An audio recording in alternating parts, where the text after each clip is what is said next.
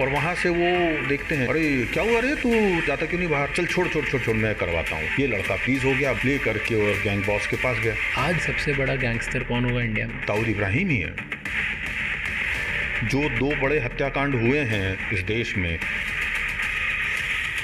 वो लॉरेंस बिश्नोई का किया करवाया वही नहीं है। दाऊद आज भी एक्टिव है? बिल्कुल एक्टिव है। सच्चाई हमसे पूछिए, हम बताएंगे।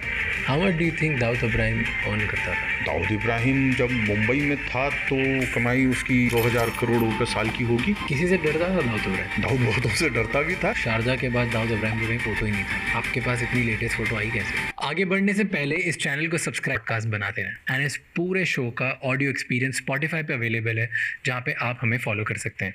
Enjoy the show.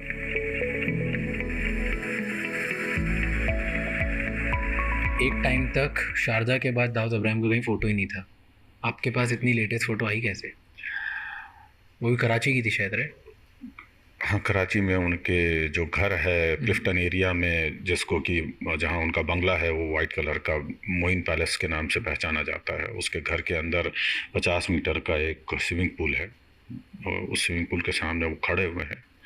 सफ़ेद रंग का पठानी सूट पहना हुआ है और काले रंग का कोट पहना हुआ है। वो तस्वीर है। वो कोई बहुत बड़ा काम नहीं था वो, लेकिन हाँ ये है कि उसका एक सेटबैक ये रहा कि जो एक बहुत बड़ा सोर्स ऑफ इंफॉर्मेशन था वो मेरा कट गया उससे। कभी ऐसा हुआ है कि ऐसी बहुत सारी आपने खतरे वाली चीज़ें करी, उसमें किसी ने आपको बोला है कि अगर ये पब्लिश कर दिया तूने या ये चीज़ बाहर निकाल दी तो बचेगा नहीं तू? क्राइम की जो न्यूज़ होती है ना, उसमें मोस्टली ये होता है कि आप किसी और व्यक्ति पे खबर कर रहे हैं। सपोज जैसे छोटा राजन पे लिख रहे हैं, गवली पे लिख रहे हैं, किसी पे भी लिख रहे हैं, तो आप उनसे कोर्ट मांगने नहीं जाते हैं। ऑन द कॉन्ट्रेरी आप पॉलिटिकल न्यूज़ करते हैं, धार्मिक खबर करते हैं, कोई कारपोरेट के अगेंस्ट करते हैं, तो आप उनसे पहले कोर्ट मांगते हैं कि भाई अपना पक्ष रखिए। हम लोग पक्ष मांगने नहीं जाते। भैया तुम तो क्रिमिनल हो, तुमसे क्या पक्ष मांगने जाना है, क्यों मांगने जाना है, ये क्राइम है, ये तुम्हारी चीज़ है, ये हमने छापी है। माफिया और टेररिस्ट में डिफरेंस क्या होता है?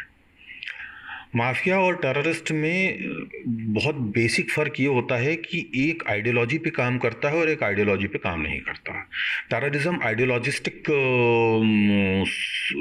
ऑर्गेनाइजेशंस होते हैं जो अब एक आइडियोलॉजी को कैटर करते हैं, उसके तहत वो क्राइम करते हैं। और माफिया जो है उसकी आइडियोलॉजी सिर्फ पैसा कमाना और पावर में रहना है। तो दोनों के बीच का बेसिक फ़र्क ये है। क्रिमिनल दोनों है, एक जो है वो धन कमाने के लिए करता है और एक जो है अपनी आइडियोलॉजी के तहत सत्ता हासिल करने या उसको एक्सपांड करने के लिए करता है।